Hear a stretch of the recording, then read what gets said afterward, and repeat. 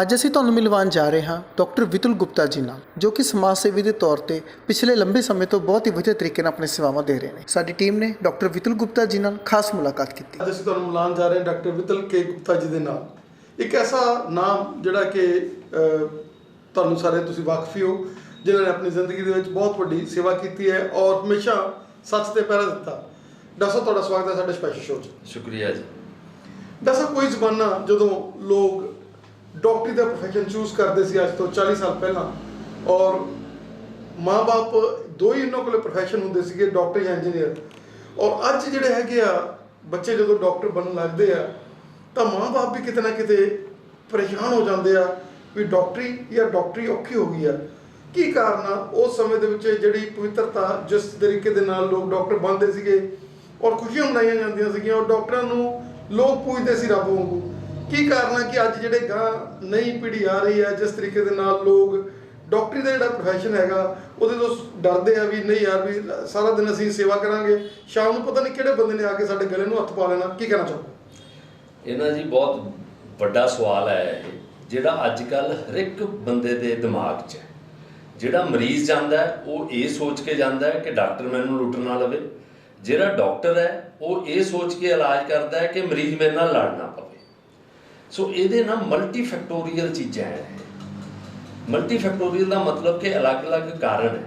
ਕਾਰਨ ਜਿਹੜੇ private doctor ਹੈ ਉਹਨਾਂ ਦੇ ਅਲੱਗ ਮਸਲੇ ਹੈ, ਜਿਹੜੇ ਸਰਕਾਰੀ ਹਸਪਤਾਲਾਂ 'ਚ ਕੰਮ ਕਰਦੇ ਆ ਉਹਨਾਂ ਦੇ ਅਲੱਗ ਮਸਲੇ ਹੈ।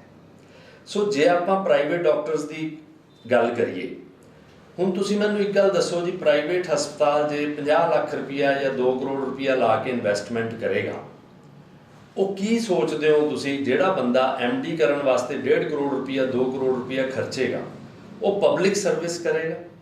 ਨਹੀਂ ਕਰੇਗਾ। ਜਿਹੜਾ ਮਰੀਜ਼ ਜਾਂਦਾ ਹੈ ਉਹਦੇ ਦਿਮਾਗ 'ਚ ਇਹ ਹੁੰਦਾ ਹੈ ਕਿ ਮੇਰੇ ਕੋਲੇ ਪੈਸੇ ਘੱਟ ਹੈ, ਪੈਸੇ ਘੱਟ ਲਵੇ। ਉਹਦੀ ਕੰਪਲਸ਼ਨ ਇਹ ਹੈ ਕਿ ਉਹ ਪੈਸੇ ਘੱਟ ਲੈ ਕੇ ਕਰ ਨਹੀਂ ਸਕਦਾ, ਉਹ ਪੜਤਾ ਨਹੀਂ ਖਾਂਦਾ। ਜੇ ਆਪਾਂ ਪੰਜਾਬੀ 'ਚ ਕਹੀਏ, ਜਿਵੇਂ ਆਪਾਂ ਕੱਲ੍ਹ ਨੂੰ ਕਹੀਏ ਕਿ ਮੌਰੀਆ ਸ਼ੈਰਟਨ 'ਚ ਜਾ ਕੇ ਅਸੀਂ ਕਹੀਏ ਵੀ ਸਾਨੂੰ ਤਾਂ 10 ਰੁਪਏ 'ਚ ਰੋਟੀ ਖਵਾ ਭਾਈ, ਉਹ ਨਹੀਂ ਖਵਾ ਪਾਏਗਾ। ਪਰ ਜਿੱਥੋਂ ਤੱਕ ਸਰਕਾਰਾਂ ਦੀ ਜ਼ਿੰਮੇਵਾਰੀ ਹੈ, ਸਰਕਾਰੀ ਹਸਪਤਾਲ 'ਚ ਜਾ ਕੇ ਅਸੀਂ ਡਿਮਾਂਡ ਕਰ ਸਕਦੇ ਹਾਂ ਕਿ ਭਾਈ ਸਾਡਾ ਤਾਂ ਮੁਫਤ ਇਲਾਜ ਹੋਣਾ ਚਾਹੀਦਾ। ਸੋ ਉਹ ਸਰਕਾਰੀ ਜਿਹੜੇ ਇਲਾਜ ਵਾਸਤੇ ਜਾਂਦੇ ਆ ਬੰਦੇ, ਉੱਥੇ ਕਿਉਂ ਨਹੀਂ ਇਲਾਜ ਹੁੰਦਾ? ਕਿਉਂਕਿ ਸਰਕਾਰਾਂ ਪੈਸੇ ਘੱਟ ਖਰਚਦੀਆਂ। ਸਾਡੀਆਂ 2002 ਤੋਂ ਨੈਸ਼ਨਲ ਜਿਹੜੀਆਂ ਬਣੀਆਂ ਕਮੇਟੀਆਂ, ਹਰ ਇੱਕ ਕਮੇਟੀ ਨੇ ਕਿਹਾ ਹੈ ਕਿ ਜਿੰਨੀ ਦੇਰ ਤੱਕ 2.5% ਤੋਂ ਉੱਤੇ GDP ਦਾ ਸਰਕਾਰਾਂ ਨਹੀਂ ਖਰਚਣਗੀਆਂ, ਅਸੀਂ ਸਿਹਤ ਸੇਵਾਵਾਂ ਜਿਹੜੀਆਂ ਲੋਕਾਂ ਨੂੰ ਹੈਗੀਆਂ ਸਰਕਾਰੀ ਤੌਰ ਤੇ ਉਹ ਪੂਰੀਆਂ ਨਹੀਂ ਦੇ ਪਾਵਾਂਗੇ। ਸੋ ਜਦੋਂ ਉੱਥੇ ਜਾਂਦੇ ਆ, ਉੱਥੇ ਡਾਕਟਰ ਨਹੀਂ ਹੁੰਦਾ। ਡਾਕਟਰ ਕਿਉਂ ਨਹੀਂ ਹੁੰਦਾ? ਕਿਉਂਕਿ ਅਸੀਂ ਪੇ ਡਾਕਟਰ ਨੂੰ ਪੂਰੀ ਨਹੀਂ ਦੇ ਰਹੀਆਂ ਸਰਕਾਰਾਂ, ਤਾਂ ਡਾਕਟਰ ਅਟਰੈਕਟ ਨਹੀਂ ਹੁੰਦੇ।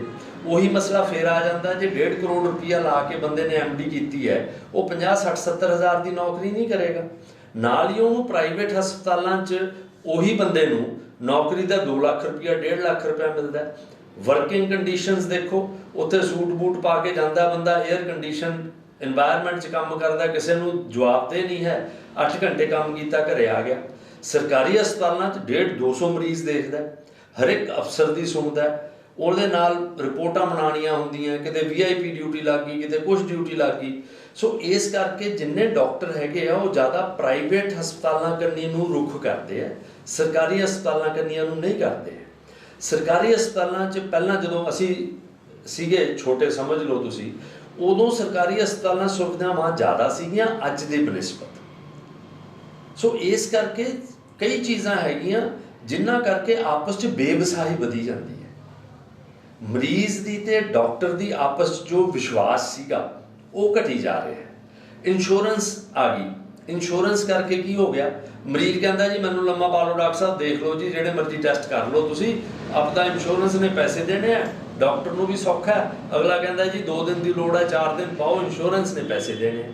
ਪਰ ਅਲਟੀਮੇਟਲੀ ਕੀ ਹੋਊਗਾ?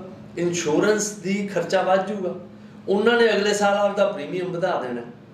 ਸੋ ਅਸੀਂ 99 ਦੇ ਚੱਕਰ 'ਚ ਪੈ ਜਾਣਾ ਹੈ ਅਸੀਂ ਕਿ ਇੱਕ ਪਾਸੇ ਜੇ ਅਸੀਂ ਜਾਇਜ਼ ਇਲਾਜ ਨਹੀਂ ਕਰਦੇ, ਵੱਧ ਮੈਡੀਸਨ ਦਿੰਦੇ ਹਾਂ, ਵੱਧ ਟੈਸਟ ਕਰਾਉਂਦੇ ਹਾਂ, ਅਲਟੀਮੇਟਲੀ ਨੈਸ਼ਨਲ ਵੇਸਟੇਜ ਹੈ। ਜੇ ਨੈਸ਼ਨਲ ਵੇਸਟੇਜ ਹੋਊਗੀ ਤਾਂ ਕਿਹਦੇ ਤੇ ਆਉਣਾ? ਉਹ ਸਾਰਾ ਮਰੀਜ਼ਾਂ ਤੇ ਆਉਣਾ। ਸੋ ਇਹ ਜਿਹੜੀਆਂ ਬੇਵਸਾਹੀ ਦੀਆਂ ਚੀਜ਼ਾਂ ਹੈਗੀਆਂ। ਦੂਜਾ, ਜਿਹੜੇ ਪ੍ਰੋਮੀਨੈਂਟ ਡਾਕਟਰ ਹੈਗੇ ਆ ਉਹ ਨਹੀਂ ਬੋਲਦੇ। ਜੇ ਕੋਈ ਕਰਪਟ ਡਾਕਟਰ ਆ ਉਹਦੇ ਖਿਲਾਫ ਕੋਈ ਆਵਾਜ਼ ਨਹੀਂ ਹੈ। ਕਰਪਟ ਬਹੁਤ ਘੱਟ ਹੈ। ਤੁਹਾਨੂੰ ਮੈਂ ਦੱਸਣਾ ਚਾਹੂੰਗਾ ਕਿ 90% ਆਪਦਾ ਕੰਮ ਕਰਦੇ ਆ, ਓਨੈਸਟਲੀ ਕੰਮ ਕਰਦੇ ਆ। ਪਰ ਬਦਨਾਮ ਕੌਣ ਕਰਦਾ? ਉਹ 10% ਕੰਮ ਕਰਦੇ ਆ। ਦੂਜਾ, ਸਰਕਾਰਾਂ ਕਰੀ ਜਾਂਦੀਆਂ ਇਹ ਤਾਂ ਜੀ ਪ੍ਰਾਈਵੇਟ ਡਾਕਟਰ ਦਾ ਲੋਟੂ ਹੈ ਜੀ, ਇਹ ਤਾਂ ਜੀ ਕੱਪੜੇ ਲਾ ਲੈਂਦੇ ਆ ਜੀ। ਉਹਦਾ ਮਕਸਦ ਕੀ ਹੈ? ਸਰਕਾਰਾਂ ਨੂੰ ਪੁੱਛਣ ਵਾਲਾ ਬੰਦਾ ਹੋਵੇ ਕਿ ਤੁਸੀਂ ਆਪਦੇ ਸਰਕਾਰੀ ਹਸਪਤਾਲਾਂ ਨੂੰ ਤਕੜਾ ਬਣਾਓ, ਪੈਰਲਲ ਬਣਾਓ। ਜਿਹੋ ਜਿਹਾ ਪ੍ਰਾਈਵੇਟ ਹਸਪਤਾਲ ਹੈ ਉਹ ਜਿਹਾ ਸਰਕਾਰੀ ਹਸਪਤਾਲ ਬਣਾਓ। ਤੁਸੀਂ ਉਨੇ ਪੈਸੇ ਡਾਕਟਰ ਨੂੰ ਦਿਓ। ਫਿਰ ਬੰਦੇ ਕੋਲੇ ਆਪਦੀ ਚੋਇਸ ਹੈ। ਮੇਰੇ ਕੋਲੇ ਪੈਸੇ ਨਹੀਂ ਹੈ, ਮੈਂ ਸਰਕਾਰੀ ਹਸਪਤਾਲ ਚਲਾ ਗਿਆ। ਮੇਰੇ ਕੋਲੇ ਪੈਸੇ ਹੈ, ਮੇਰੇ ਕੋਲ ਟਾਈਮ ਨਹੀਂ ਹੈ, ਮੈਂ ਛੇਤੀ ਦੇਣੇ ਦਿਖਾਉਣਾ ਚਾਹੁੰਦਾ, ਮੈਂ ਪ੍ਰਾਈਵੇਟ ਹਸਪਤਾਲ ਚਲਾ ਗਿਆ। ਤਾਂ ਕੀ ਦਿੱਕਤ ਹੈ ਉਹਦੇ 'ਚ?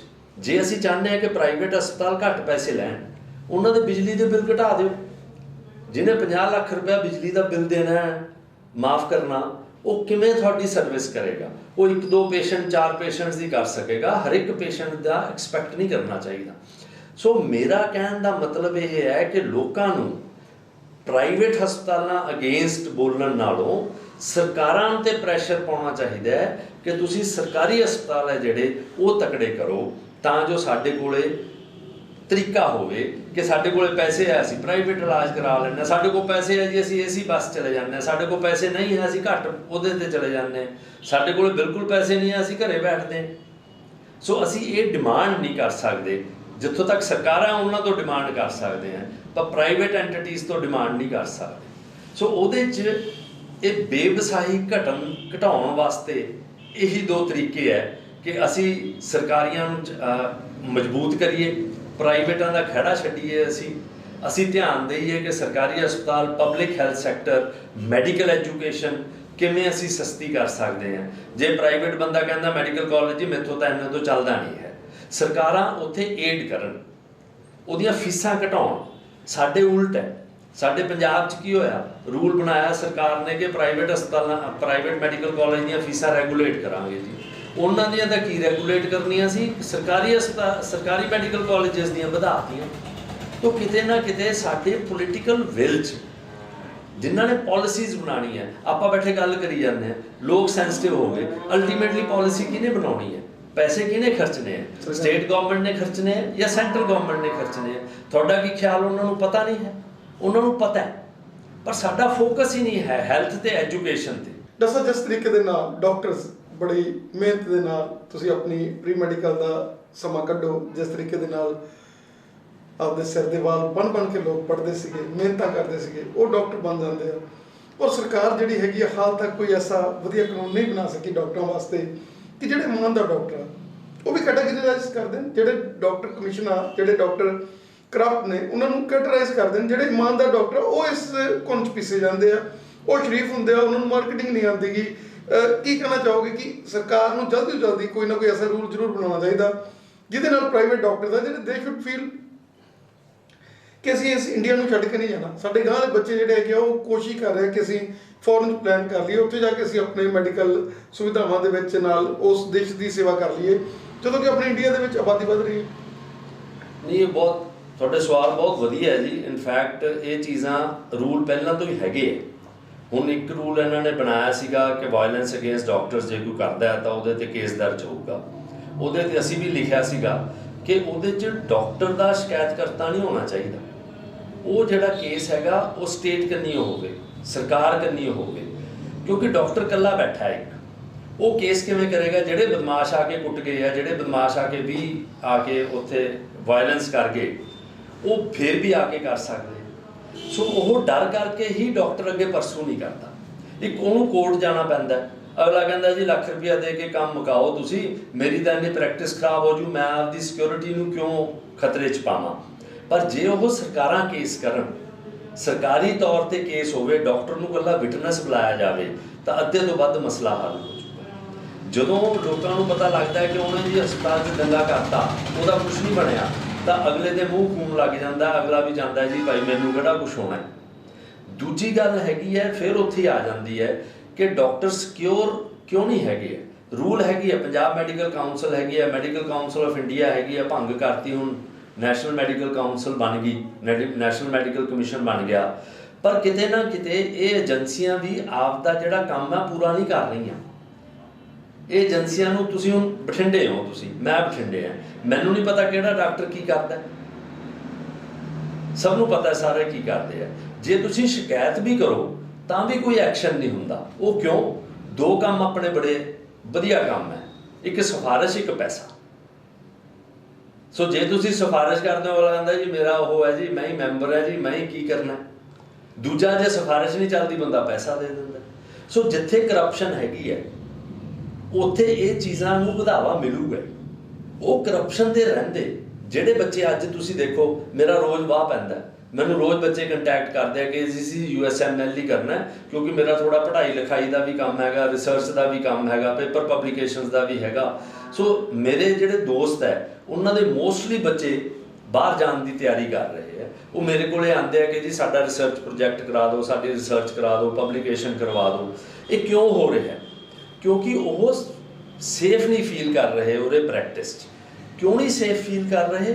ਆਪਣਾ ਪਹਿਲਾ ਮੁੱਦਾ ਫਿਰ ਆ ਜਾਂਦਾ ਕਿ ਜੀ ਆਪਸ 'ਚ ਮਰੀਜ਼ ਦਾ ਤੇ ਡਾਕਟਰ ਦਾ ਵਿਸ਼ਵਾਸ ਖਤਮ ਹੋ ਰਿਹਾ ਹੈ।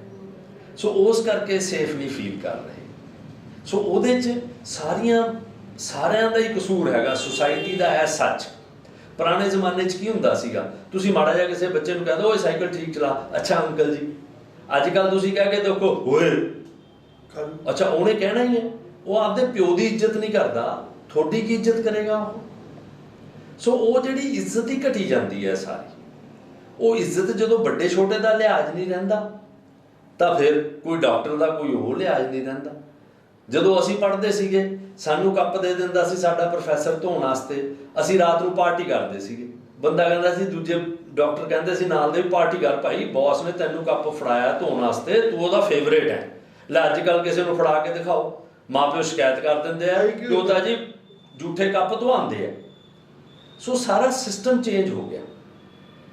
ਸੋ ਜਿਹੜੀ ਚੀਜ਼ ਨੂੰ ਅਸੀਂ ਇੱਜ਼ਤ ਮੰਨਦੇ ਸੀ, ਅੱਜ ਉਸ ਚੀਜ਼ ਨੂੰ ਬੇਇੱਜ਼ਤੀ ਮੰਨਦੇ ਆ ਕਿ ਜੀ ਮੈਨੂੰ ਕੱਪ ਫੜਾਤਾ ਧੋਣ ਵਾਸਤੇ, ਲੈ ਜੀ ਮੈਂ ਤਾਂ ਕਿਤੇ ਘਰੇ ਮੇਰੇ ਮਾਪਿਓ ਨੇ ਨਹੀਂ ਫੜਾਇਆ ਕੱਪ, ਇਹ ਟੀਚਰ ਨੇ ਕਿਵੇਂ ਫੜਾਤਾ। ਸੋ ਪਹਿਲਾਂ ਸ਼ਿਸ਼ ਦਾ ਤੇ ਗੁਰੂ ਦਾ ਰਿਲੇਸ਼ਨਸ਼ਿਪ ਹੋਰ ਸੀਗਾ, ਸੈਂਟਿਟੀ ਸੀਗੀ। ਅਸੀਂ ਜਦੋਂ ਕੈਫੇ ਬੈਠੇ ਚਾਹ ਪੀਂਦੇ ਹੁੰਦੇ ਸੀ, ਸਾਡਾ ਕੋਈ ਸੀਨੀਅਰ ਵੀ ਆ ਜਾਂਦਾ ਸੀ, ਅੱਧੇ ਜੂਨੀਅਰ ਖੜੇ ਹੋ ਜਾਂਦੇ ਸੀ ਸੀਟ ਦੇਣ ਵਾਸਤੇ। ਅੱਜ ਕੱਲ੍ਹ ਕਿਸੇ ਮੈਡੀਕਲ ਕਾਲਜ ਚਲੇ ਜਾਓ, ਪ੍ਰਿੰਸੀਪਲ ਆ ਜਾਏ ਅੰਦਰ, ਇੱਕ ਬੱਚਾ ਨਹੀਂ ਉੱਠਦਾ ਸੀਟ ਦੇਣ ਵਾਸਤੇ ਵੀ ਇੱਧਰ ਬੈਠ ਜਾਓ ਜੀ। ਉਹਨੂੰ ਪੁੱਛੋ ਵੀ ਕੀ ਗੱਲ, ਲੈ ਜੀ ਕਰੋੜ ਰੁਪਈਆ ਦਿੰਦੇ ਆ ਅਸੀਂ, ਕਿਉਂ ਉੱਠੀਏ, ਪੈਸੇ ਦਿੰਦੇ ਆ ਅਸੀਂ ਪੜ੍ਹਦੇ। ਸੋ ਇਸ ਕਰਕੇ ਨਾ ਜੀ ਬਹੁਤ ਕੰਪਲੈਕਸ ਸਿਚੁਏਸ਼ਨ ਹੈ ਇਹ। ਜੇ ਅੱਜ ਵੀ ਆਪਾਂ ਸ਼ੁਰੂ ਕਰੀਏ ਨਾ ਸੁਧਾਰ, ਮੈਨੂੰ ਨਹੀਂ ਲੱਗਦਾ 10-15 ਸਾਲ 'ਚ ਵੀ ਅਸੀਂ ਇਹ ਸੁਧਾਰ ਕਰ ਪਾਵਾਂਗੇ, ਜਿਹਦੇ 'ਚ ਅਸੀਂ ਬੱਚਿਆਂ ਨੂੰ ਇਹ ਵਿਸ਼ਵਾਸ ਦਿਵਾ ਪਾਵਾਂਗੇ ਕਿ ਭਾਈ ਹਿੰਦੁਸਤਾਨ 'ਚ ਰਹੋ, ਵਧੀਆ ਮੌਸਮ ਹੈ, ਵਧੀਆ ਕੰਮ ਕਰਨ ਦੇ ਤਰੀਕੇ ਹੈਗੇ ਹੈ, ਬਾਹਰ ਨਾ ਜਾਓ। ਦਰਸ਼ਕੋ, ਅਸੀਂ ਡਾਕਟਰ ਗੁਪਤਾ ਨਾਲ ਬਣੇ ਰਹਾਂਗੇ, ਇੱਕ ਐਸਾ ਡਾਕਟਰ ਜਿਹੜਾ ਜ਼ਿੰਦਗੀ ਨੂੰ ਜਿਹੜਾ ਹੈਗਾ ਉਹ ਲੋਕਾਂ ਲਈ ਸਮਰਪਿਤ ਕਰਕੇ, ਜਿਸ ਤਰੀਕੇ ਦੇ ਨਾਲ ਬੁੱਕਸ ਦੇ ਵਿੱਚ ਇਹਨਾਂ ਨੇ ਆਪਣੀਆਂ ਪਬਲਿਸ਼ ਕੀਤੀਆਂ ਔਰ ਹਮੇਸ਼ਾ ਕੋਈ ਨਾ ਕੋਈ ਨਵੀਂ ਚੀਜ਼ ਜਿਹੜੀ ਹੈਗੀ ਆ ਉਹ ਕਰਦੇ ਰਹਿੰਦੇ ਨੇ। ਡਾਕਟਰ ਸਾਹਿਬ, ਸਾਨੂੰ ਤੁਹਾਡਾ ਸਮਾਂ ਦੇਣ ਦਾ ਐਜ਼ ਏ ਵਲੰਟੀਅਰ ਪਹਿਲਾਂ ਧੰਨਵਾਦ। ਉਸ ਤੋਂ ਬਾਅਦ ਅਸੀਂ ਡਾਕਟਰ ਸਾਹਿਬ ਨਾਲ ਗੱਲ ਕਰਾਂਗੇ, ਇਹਨਾਂ ਦੇ ਪ੍ਰੋਫੈਸ਼ਨ ਬਾਰੇ, ਕੋਡ ਬਾਰੇ ਗੱਲ ਕਰਾਂਗੇ। ਡਾਕਟਰ ਸਾਹਿਬ, ਪਹਿਲਾਂ ਤੁਹਾਡਾ ਧੰਨਵਾਦ, ਤੁਹਾਡਾ ਐਜ਼ ਏ ਵਲੰਟੀਅਰ ਸਾਡੇ ਨਾਲ ਇਸ ਚੈਨਲ ਦੇ ਉੱਪਰ ਆਉਣ ਦਾ। ਪਹਿਲਾ ਐਪੀਸੋਡ ਹੈ ਔਰ ਅਸੀਂ ਇਸ ਐਪੀਸੋਡਾਂ ਨੂੰ ਦਰਸ਼ਕੋ ਖਤਮ ਨਹੀਂ ਕਰਾਂਗੇ। ਅਸੀਂ ਡਾਕਟਰ ਸਾਹਿਬ ਦੇ ਨਾਲ, ਚਾਹੇ ਅਸੀਂ ਮੋਬਾਈਲਾਂ ਦੇ ਉੱਪਰ ਇਹਨਾਂ ਤੋਂ ਆਪਣੇ ਚੀਜ਼ਾਂ ਮੰਗਾਵਾਂਗੇ, ਲੇਕਿਨ ਇਹ ਡਾਕਟਰ ਸਾਹਿਬ ਜਿਹੜੇ ਹੈਗੇ ਸਾਡੇ ਚੈਨਲ ਦੇ ਉੱਪਰ ਹਮੇਸ਼ਾ ਆਉਂਦੇ ਰਹਿਣਗੇ। ਡਾਕਟਰ ਸਾਹਿਬ, ਤੁਹਾਡਾ ਸਾਨੂੰ ਪਹਿਲਾਂ ਸਮਾਂ ਦੇਣ ਦੇ ਲਈ ਐਜ਼ ਏ ਵਲੰਟੀਅਰ ਔਰ ਪੰਜਾਬ ਪਲੱਸ ਬਹੁਤ ਬਹੁਤ ਧੰਨਵਾਦ। ਸ਼ੁਕਰੀਆ ਜੀ। ਔਰ ਦਰਸ਼ਕੋ, ਅਸੀਂ ਤੁਹਾਨੂੰ ਦੱਸ ਦਈਏ ਕਿ ਅਸੀਂ ਇਹਨਾਂ ਨੂੰ ਮੈਡੀਕਲ ਡਾਇਰੈਕਟਰ ਬਣਾ ਰਹੇ ਹਾਂ ਪੰਜਾਬ ਪਲੱਸ ਚੈਨਲ ਦੇ। ਔਰ ਡਾਕਟਰ ਸਾਹਿਬ ਜਿਹੜੇ ਹੈਗੇ ਆ ਉਹ ਜੋ ਵੀ ਮੈਡੀਕਲ ਦਾ ਅਸੀਂ ਚਲਾਵਾਂਗੇ, ਉਹ ਡਾਕਟਰ ਸਾਹਿਬ ਦੇ ਨਾਲ ਅਟੈਚ ਹੋ ਕੇ, ਜਿੱਦਾਂ ਡਾਕਟਰ ਸਾਹਿਬ ਸਾਨੂੰ ਗਾਈਡ ਕਰਨਗੇ ਅੱਗੇ ਤੋਂ, ਉਵੇਂ ਚਲਾਵਾਂਗੇ। ਡਾਕਟਰ ਸਾਹਿਬ, ਸਾਨੂੰ ਇਹ ਵੀ ਅਲਾਓ ਕਰੋ। ਨਹੀਂ, ਇਹ ਤਾਂ ਮੈਂ ਸੋਚ ਕੇ ਦੱਸੂਗਾ ਜੀ ਹਜੇ, ਕਿਉਂਕਿ ਮੈਂ ਵਾਲਾ ਇਹ ਚੱਕਰ 'ਚ ਪੈਂਦਾ ਨਹੀਂ ਫਰੈਂਕਲੀ। ਪਰ ਤੁਸੀਂ ਬਹੁਤ ਵਧੀਆ ਕਰ ਰਹੇ ਹੋ, ਮਤਲਬ ਦੇਖਦੇ ਹਾਂ ਜੀ ਇਨ ਫਿਊਚਰ। ਦਰਸ਼ਕੋ, ਹੁਣ ਅਸੀਂ ਗੱਲ ਕਰਨ ਜਾ ਰਹੇ ਹਾਂ ਡਾਕਟਰ ਸਾਹਿਬ ਦੇ ਨਾਲ ਕੋਵਿਡ-19 ਦੇ ਉੱਪਰ। ਜਿਸ ਤਰੀਕੇ ਦੇ ਨਾਲ ਐਪੀਡੈਮਿਕ ਹੈ ਔਰ ਦਿਨੋਂ ਦਿਨ ਕੇਸ ਵੱਧ ਰਹੇ ਨੇ, ਸਾਰਾ ਜਿਹੜਾ ਹੈਗਾ ਲੋਕਾਂ ਨੂੰ ਇਹ ਲੱਗ ਰਿਹਾ ਫਿਰ ਇਹ ਨਾਟਕ ਹੈਗਾ, ਕਿਉਂਕਿ ਅੱਜ ਅਸੀਂ ਦੇਖੀਏ ਬਾਘਾ ਪੁਰਾਣਾ ਰੈਲੀ ਹੋਈ ਆ ਆੜ੍ਹਤੀਆਂ ਦੀ, ਔਰ ਉਹਦੇ ਵਿੱਚ ਬਹੁਤ ਵੱਡਾ ਇਕੱਠ ਜਿਹੜਾ ਹੋਇਆ। ਪਿਛਲੇ ਦਿਨੀ ਆਪ ਦੀ ਰੈਲੀ ਹੋਈ ਆ, ਉੱਥੇ ਬਹੁਤ ਵੱਡੇ ਇਕੱਠ ਹੋਏ ਆ, ਜਿਹਦੇ ਜਿਹੜੇ ਅੱਜ ਕੱਲ੍ਹ ਵੀ ਸਮਾਗਮ ਹੋ ਰਹੇ ਨੇ, ਉੱਥੇ ਬਹੁਤ ਵੱਡੇ ਇਕੱਠ ਹੋ ਰਹੇ ਨੇ। ਲੇਕਿਨ ਇੱਕ ਪਾਸੇ ਕਰੋਨਾ ਜਿਹੜਾ ਹੈਗਾ ਉਹਨੇ ਵਿਕਰਾਲ ਰੂਪ ਧਾਰਨ ਕੀਤਾ। ਅਸੀਂ ਡਾਕਟਰ ਸਾਹਿਬ ਨਾਲ ਐਜ਼ ਏ ਸਪੈਸ਼ਲਿਸਟ ਗੱਲ ਕਰਾਂਗੇ। ਡਾਕਟਰ ਸਾਹਿਬ ਤੁਹਾਡਾ ਸਵਾਗਤ ਹੈ ਸਾਡੇ ਸਪੈਸ਼ਲ ਸ਼ੋਅ 'ਚ। ਸ਼ੁਕਰੀਆ ਜੀ। ਡਾਕਟਰ ਸਾਹਿਬ ਕਰੋਨਾ ਦਾ ਐਪੀਡੈਮਿਕ ਵੱਧ ਰਿਹਾ ਔਰ ਜਿਸ ਤਰੀਕੇ ਨਾਲ ਰੈਲੀਆਂ ਦੇ ਉੱਤੇ ਆਪਾਂ ਅੱਜ ਕੱਲ੍ਹ WhatsApp ਤੇ ਵੀ ਆ ਰਹੇ ਨੇ ਕਿ ਰੈਲੀਆਂ ਦੇ ਉੱਪਰ ਜਾਂ ਇਕੱਠਾਂ ਦੇ ਉੱਪਰ ਤਾਂ ਕਰੋਨਾ ਨਹੀਂ ਅਸਰ ਕਰਦਾ ਹੈਗਾ, ਪਰ ਵਿਆਹ ਸ਼ਾਦੀਆਂ ਦੇ ਉੱਪਰ, ਸਕੂਲਾਂ ਦੇ ਉੱਪਰ ਕਰੋਨਾ ਦਾ ਜਿਹੜਾ ਹੈਗਾ ਬੜੀ ਮਾਰ ਪਈ ਵੀ ਹੈਗੀ ਆ, ਕੀ ਕਹਿਣਾ ਚਾਹੋ? ਇਹਦਾ ਨਾ ਜੀ ਬਹੁਤ ਮਤਲਬ ਇਹ ਵੀ ਸਮਝ ਲਓ ਤੁਸੀਂ ਵੀ ਨਾ ਸਮਝਣ ਵਾਲੀ ਤਕਲੀਫ ਨਹੀਂ ਹੈਗੀ ਇਹ, ਕਿਉਂਕਿ ਜਦੋਂ ਕਰੋਨਾ ਫੈਲਿਆ ਸੀਗਾ ਉਦੋਂ ਲੋਕਾਂ 'ਚ ਡਰ ਬਹੁਤ ਸੀ। ਕਰੋਨਾ ਉਹਨਾਂ ਭਾਵੇਂ ਨਹੀਂ ਸੀ, ਹੁਣ ਉਲਟ ਸਿਚੁਏਸ਼ਨ ਹੋ ਗਈ। ਹੁਣ ਜਿਹੜੀ ਸੈਕਿੰਡ ਵੇਵ ਆ ਰਹੀ ਹੈ ਉਹਦੇ 'ਚ ਕਰੋਨਾ ਤਾਂ ਬਹੁਤ ਜ਼ਿਆਦਾ ਫੈਲਿਆ ਪਰ ਲੋਕਾਂ ਦਾ ਡਰ ਘਟ ਗਿਆ। ਇਹ ਕੁਝ ਐਂ ਸਮਝ ਲਓ ਕਿ ਅਨਪੜ੍ਹਤਾ ਕਰਕੇ ਕਰ ਲਓ। ਕੁਝ ਜਦੋਂ ਅਸੀਂ ਸ਼ੁਰੂ 'ਚ ਡਰ ਪਾਇਆ ਸੀਗਾ, ਤੁਸੀਂ ਦੇਖਿਆ ਹੋਣਾ ਉਦੋਂ ਵੀ ਟੀਵੀ ਤੇ ਕਿ ਯਮਦੂਤ ਤੁਰਿਆ ਫਿਰਦਾ ਸੜਕਾਂ ਤੇ, ਉਹ ਭਾਲਦਾ ਫਿਰਦਾ ਜੀ ਵੀ ਜਿਹੜਾ ਚਿੰਮੜ ਜੂਗਾ ਉਹ ਤਾਂ ਮਰ ਗਿਆ। ਸੋ ਉਦੋਂ ਡਰ ਇਹ ਫੈਲਿਆ ਸੀ ਕਿ ਵੀ ਜਿਹਨੂੰ ਕਰੋਨਾ ਹੋ ਗਿਆ ਉਹ ਤਾਂ ਡੈਥ ਵਾਰੰਟ ਹੋ ਗਿਆ, ਉਹ ਤਾਂ ਮਰੂਗਾ ਹੀ ਮਰੂਗਾ, ਕਿਉਂਕਿ ਅਸੀਂ ਡਰ ਫੈਲਾਤਾ। ਫਿਰ ਅਸੀਂ ਡਰ ਕੱਢਣ ਦੀ ਕੋਸ਼ਿਸ਼ ਕੀਤੀ ਲੋਕਾਂ 'ਚ, ਗੌਰਮੈਂਟ ਕੰਨਿਓ ਵੀ, ਸਮਾਜਿਕ ਸੰਸਥਾਵਾਂ ਨੇ ਵੀ, ਕਿ ਇੰਨਾ ਡਰ ਨਹੀਂ ਹੈ ਭਾਈ, 98% ਲੋਕੀ ਬਚ ਜਾਂਦੇ ਆ, ਜਿਹਦੇ 10-15% ਨੂੰ ਹਸਪਤਾਲ ਦਾਖਲ ਹੋਣਾ ਪੈਂਦਾ, 2% ਦੀ ਜਾਂ 1.5% ਦੀ ਮ੍ਰਿਤੂ ਦਰ ਹੈਗੀ ਹੈ, ਤਾਂ ਇੰਨਾ ਨਾ ਡਰੋ। ਹੁਣ ਜਦੋਂ ਆਪਾਂ ਉਹ ਚੀਜ਼ ਕੀਤੀ, ਹੁਣ ਜਮਾਈਦਾਰ ਨਿਕਲ ਗਿਆ, ਅਗਲਾ ਕਹਿੰਦਾ ਜੀ ਲਓ ਜੀ ਹੁੰਦਾ ਹੀ ਨਹੀਂ ਹੈ। ਅੱਛਾ, ਉਹਦਾ ਕਾਰਨ ਵੀ ਹੈ। ਜਿਹੜਾ ਇਹਦੇ ਫੈਲਣ ਦਾ ਕਾਰਨ ਹੈ ਜਨਰਲੀ ਕਲੋਜ਼ਡ ਸਪੇਸਿਸ 'ਚ, ਜਿਹੜਾ ਆਪਾਂ ਮਾਸਕ ਕਹਿੰਦੇ ਆ, ਸੋਸ਼ਲ ਡਿਸਟੈਂਸਿੰਗ ਕਹਿੰਦੇ ਆ, ਫਰੀਕੁਐਂਟ ਹੈਂਡ ਵਾਸ਼ ਕਹਿੰਦੇ ਆ, ਤਿੰਨ ਆਪਾਂ ਪ੍ਰੀਕਾਸ਼ਨ ਲੈਂਦੇ ਆ ਇਹਦੇ। ਸੋ ਇਹਦੇ ਜਿਹੜੇ ਫੈਲਣ ਦੀ ਦਰ ਹੈ, ਜੇ ਆਪਾਂ ਇਕੱਠੇ ਕਮਰੇ 'ਚ ਬੈਠੇ ਹਾਂ ਤਾਂ ਉਹਦਾ ਫੈਲਣ ਦਾ ਜ਼ਿਆਦਾ ਖਤਰਾ ਹੈ। ਜੇ ਅਸੀਂ ਓਪਨ ਸਪੇਸਿਸ 'ਚ ਹੈਗੇ ਹਾਂ ਉੱਥੇ ਘੱਟ ਖਤਰਾ ਹੈ। ਸੋ ਇਹ ਜਿਹੜੀਆਂ ਦੂਜਾ ਜਿਹੜਾ ਹੁਣ ਆ ਵੀ ਰਿਹਾ ਲੋਕਾਂ ਦਾ ਡਰ ਕਿਉਂ, ਅਗਲਾ ਕਹਿੰਦਾ ਜੀ ਐਵੇਂ ਪੋਲੀਟੀਸ਼ੀਅਨ ਭਕਾਈ ਮਾਰੀ ਜਾਂਦੇ, ਦੇਖੋ ਆਪ ਤਾਂ ਰੈਲੀ ਕਰੀ ਜਾਂਦੇ ਆ ਤੇ ਸਕੂਲਾਂ ਬੰਦ ਕੀਤੇ ਪਏ ਆ। ਹੁਣ ਸਕੂਲਾਂ ਵਾਲੇ ਪ੍ਰੋਟੈਸਟ ਕਰ ਰਹੇ ਕਿ ਜੀ ਕਰੋ। ਦੂਜਾ, ਵਿਆਹ ਸ਼ਾਦੀ ਤੇ ਤੁਸੀਂ 100 ਬੰਦੇ ਇਕੱਠੇ ਹੋ ਸਕਦੇ ਹੋ, ਰੈਲੀ ਤੇ ਤੁਸੀਂ ਲੱਖ ਬੰਦਾ ਇਕੱਠੇ ਹੋ ਸਕਦੇ ਹੋ। ਸੋ ਸਾਰੀਆਂ ਚੀਜ਼ਾਂ ਨਾ ਜੀ ਲੋਕਾਂ ਦੇ ਮਨ 'ਚ ਸ਼ੱਕ ਪੈਦਾ ਕਰਦੀ ਹੈ ਕਿ ਕੀ ਚੀਜ਼ ਹੈ ਇਹ। ਸੋ ਉਹ ਜਿਹੜਾ ਸ਼ੱਕ ਹੈਗਾ ਉਹ ਫਿਰ ਅੱਗੇ ਆਪਾਂ ਸੋਚੀਏ ਤਾਂ ਡਰ ਕੰਨੀ ਨੂੰ ਘਟ ਜਾਂਦਾ, ਨਿਡਰਤਾ ਕੰਨੀ ਨੂੰ ਵੱਧ ਜਾਂਦਾ। ਦੱਸੋ ਜਿਸ ਤਰੀਕੇ ਦੇ ਨਾਲ ਅੱਜ ਆਪਾਂ ਵੱਡੇ ਹਸਪੀਟਲਾਂ 'ਚ ਦੇਖ ਰਹੇ ਹਾਂ ਕਿ ਬੈੱਡਸ ਦੀ ਕਮੀ ਹੈ, ਅਸੀਂ DMC ਦੀ ਗੱਲ ਕਰ ਲਈਏ, ਲੁਧਿਆਣੇ ਦੇ ਹਸਪੀਟਲਾਂ ਦੀ ਗੱਲ ਕਰ ਲਈਏ, ਜਲੰਧਰ ਦੀ ਕਰ ਲਈਏ, ਤਾਂ ਤਕਰੀਬਨ ਸਾਰੇ ਬੈੱਡਸ ਜਿਹੜੇ ਹੈਗੇ ਆ ਉਹ ਆਕੂਪਾਈ ਆ।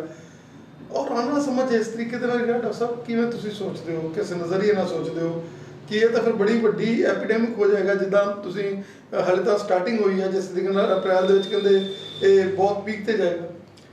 ਇਹਦਾ ਨਾ ਜੀ ਜੇ ਅਸੀਂ ਸ਼ੁਰੂ ਤੋਂ ਲਈਏ ਤਾਂ ਜਿਹੜੇ ਹੈਲਥ ਐਕਸਪਰਟ ਸੀਗੇ ਉਹਨਾਂ ਨੇ ਪਹਿਲਾਂ ਹੀ, ਜਦੋਂ ਆਪਾਂ ਲੋਕਡਾਊਨ ਕੀਤਾ ਉਦੋਂ ਤੋਂ ਹੀ ਬਿਆਨ ਆਉਣੇ ਸ਼ੁਰੂ ਹੋ ਗਏ ਸੀਗੇ ਕਿ ਲੋਕਡਾਊਨ ਦਾ ਐਜ਼ ਸੱਚ ਸਾਨੂੰ ਕੋਈ ਫਾਇਦਾ ਨਹੀਂ ਹੋਣਾ, ਇਹ ਅਸੀਂ ਟਾਈਮ ਯੂਟਿਲਾਈਜ਼ ਕਰੀਏ, ਟਾਈਮ ਦੀ ਵਰਤੋਂ ਕਰੀਏ ਆਪਦੀਆਂ ਸਿਹਤ ਸੇਵਾਵਾਂ ਨੂੰ ਤਕੜਾ ਕਰਨ ਵਾਸਤੇ। ਸਿਹਤ ਸੇਵਾਵਾਂ ਨੂੰ ਤਕੜਾ ਕਿਹੜਾ ਹੈ? Public health. ਪਬਲਿਕ ਹੈਲਥ 'ਚ ਪ੍ਰਾਇਮਰੀ ਹੈਲਥ ਆ ਜਾਂਦੀ ਹੈ, ਐਜੂਕੇਟਿਵ ਹੈਲਥ ਆ ਜਾਂਦੀ ਹੈ ਤੇ ਸਾਡੇ ਹਸਪਤਾਲ ਆ ਜਾਂਦੇ ਹੈ। ਸੋ ਅਸੀਂ ਇਹ ਟਾਈਮ ਨੂੰ ਯੂਟਿਲਾਈਜ਼ ਕਰੀਏ। ਤੁਸੀਂ ਦੇਖੋ ਉਦੋਂ ਸਰਕਾਰੀ ਹਸਪਤਾਲਾਂ 'ਚ ਉਨੀਆਂ ਸੇਵਾਵਾਂ ਨਹੀਂ ਸੀਗੀਆਂ ਤਾਂ ਪ੍ਰਾਈਵੇਟ ਹਸਪਤਾਲਾਂ ਨੇ ਬਹੁਤ ਵਧੀਆ ਰੋਲ ਅਦਾ ਕੀਤਾ ਹੈ। ਜਦੋਂ ਕਿ ਸਾਰੀਆਂ ਸਿਹਤ ਸੇਵਾਵਾਂ ਬੰਦ ਸੀ, ਪ੍ਰਾਈਵੇਟ ਡਾਕਟਰ ਜਾਂ ਸਰਕਾਰੀ ਡਾਕਟਰਸ ਜਾ ਕੇ ਮਰੀਜ਼ਾਂ ਦਾ ਇਲਾਜ ਕਰਦੇ ਸੀ, ਪਰ ਸਰਕਾਰਾਂ ਨੇ ਸਰਕਾਰੀ ਹਸਪਤਾਲਾਂ ਨੂੰ ਤਕੜਾ ਕਰਨ ਦੀ ਕੋਸ਼ਿਸ਼ ਨਹੀਂ ਕੀਤੀ।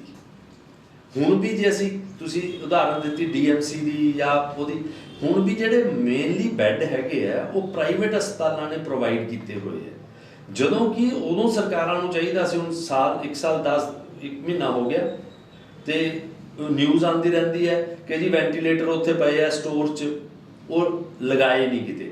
ਬਠਿੰਡੇ ਸਿਵਲ ਹਸਪਤਾਲ ਦੀ ਆਪਾਂ ਗੱਲ ਕਰੀਏ ਤਾਂ ਸਿਹਤ ਸੇਵਾਵਾਂ ਬਠਿੰਡੇ ਸਿਵਲ ਹਸਪਤਾਲ 'ਚ ਘੱਟੋ ਘੱਟ ਨਹੀਂ ਤਾਂ 25-30 ਵੈਂਟੀਲੇਟਰਸ ਦਾ ਪ੍ਰੋਵੀਜ਼ਨ ਕਰਕੇ ਸਰਕਾਰਾਂ ਨੂੰ ਕਰਨਾ ਚਾਹੀਦਾ ਸੀ ਸਾਲ। ਸਰਕਾਰਾਂ ਵਾਸਤੇ ਕੋਈ ਪ੍ਰੋਬਲਮ ਨਹੀਂ ਹੁੰਦੀ। ਜਦੋਂ ਅਸੀਂ ਦਿੱਲੀ 'ਚ ਮੇਕਸ਼ਿਫਟ ਹਸਪੀਟਲ 15 ਦਿਨਾਂ 'ਚ ਬਣਾ ਸਕਦੇ ਹਾਂ ਤਾਂ ਸਰਕਾਰਾਂ ਨੂੰ ਕੀ ਦਿੱਕਤ ਹੈ? ਪਰ ਫਿਰ ਉੱਥੇ ਹੀ ਆ ਜਾਂਦੀ ਹੈ ਕਿ ਸਾਡੀ ਵਿਲ ਟੂ ਡੂ ਹੈ ਨਹੀਂ ਤਾਂ ਕੀ ਸੀਗਾ, ਪੈਸੇ ਖਰਚਣੇ ਸੀਗੇ ਤੁਸੀਂ। ਅੱਛਾ, ਇਕੱਲੇ ਵੈਂਟੀਲੇਟਰ ਵੀ ਕੀ ਕਰਨਗੇ?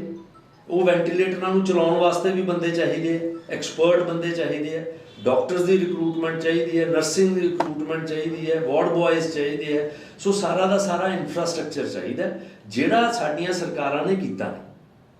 ਸੋ ਇਸ ਕਰਕੇ ਖਤਰਾ ਹੋਰ ਵੀ ਵੱਧ ਜਾਂਦਾ ਹੈ। ਜੇ ਅਸੀਂ ਆਪਦੇ ਸਰਕਾਰੀ ਹਸਪਤਾਲਾਂ ਨੂੰ ਤਕੜਾ ਕੀਤਾ ਹੁੰਦਾ, ਬੈੱਡ ਐਡ ਕੀਤੇ ਹੁੰਦੇ, ਦੇਖੋ ਪ੍ਰਾਈਵੇਟ ਹਸਪਤਾਲਾਂ ਦੇ ਫਿਰ ਵੀ ਲਿਮਿਟੇਸ਼ਨਸ ਹੈਗੀਆਂ, ਖਰਚੇ ਵੱਧ ਜਾਂਦੇ ਆ, ਤੇ ਅਸੀਂ ਜੇ ਸਰਕਾਰਾਂ ਖਰਚੇ ਕਰ ਸਕਦੀਆਂ, ਹੁਣ ਆਪਾਂ ਵੈਕਸੀਨ ਤੇ ਵੀ ਤਾਂ ਮੁਫਤ ਖਰਚਾ ਕਰ ਰਹੇ ਹਾਂ। ਸੋ ਉਹਦੇ 'ਚ ਜੇ ਅਸੀਂ ਤਗੜੀਆਂ ਸਿਹਤ ਸੇਵਾਵਾਂ ਨੂੰ ਮਜ਼ਬੂਤ ਕਰਦੇ ਤਾਂ ਸਾਡੇ ਕੋਲੇ ਫੈਸਿਲਿਟੀਜ਼ ਹੋਣੀਆਂ ਸੀਗੀਆਂ, ਸਾਡੇ ਤੇ ਬੋਝ ਘਟ ਜਾਣਾ ਸੀਗਾ। ਪਰ ਹੁਣ ਬੋਝ, ਜਿਵੇਂ ਹੁਣ ਸੈਕੰਡ ਵੇਵ ਹੈਗੀ ਹੈ, ਕੱਲ 90,000 ਦੇ ਕਰੀਬ ਕੇਸ ਆ ਗਏ ਸੀਗੇ, ਤੇ ਆਉਣ ਵਾਲੇ ਸਮੇਂ 'ਚ ਡੈਫੀਨੇਟਲੀ ਖਤਰਾ ਨਜ਼ਰ ਆਉਂਦਾ ਹੈ ਜੀ। ਇਸੇ ਕਰਕੇ ਅਸੀਂ ਹਰ ਇੱਕ ਸਟੇਜ ਤੇ ਲੋਕਾਂ ਨੂੰ ਕਹਿੰਦੇ ਹਾਂ ਕਿ ਵੈਕਸੀਨ ਲਗਵਾਓ, ਵੈਕਸੀਨ ਲਗਵਾਓ, mask, social distancing, hand wash ਤੁਸੀਂ ਕਰੋ।